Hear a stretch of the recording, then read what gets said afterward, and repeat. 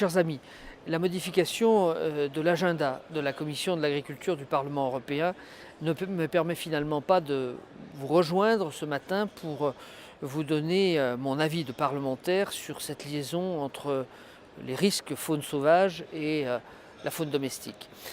Dans une vie antérieure, alors que j'étais au ministère français de l'Agriculture, j'avais commandité une étude au Conseil général sur ces questions. Cette étude, qui n'a, je crois, jamais été rendue publique, montrait combien la relation entre faune sauvage et faune domestique était importante et pouvait être dangereuse.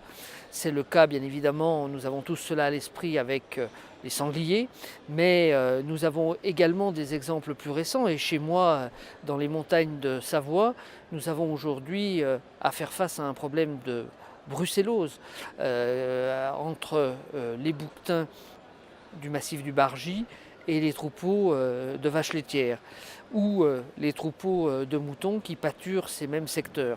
C'est d'ailleurs un accident de personnes sur des enfants ayant déclaré la fièvre de Malte qu'a été enclenchée une étude qui a permis de remonter jusqu'à la faune sauvage. Donc oui, ces liens nous préoccupent, ils sont peut-être encore pas assez connus, ils méritent de toute façon un travail approfondi. Et l'explosion de la faune sauvage, je pense en particulier à l'explosion du sanglier, mais je pense aussi au retour en grand nombre des cervidés, doit nous interpeller et nous amener à des politiques de précaution.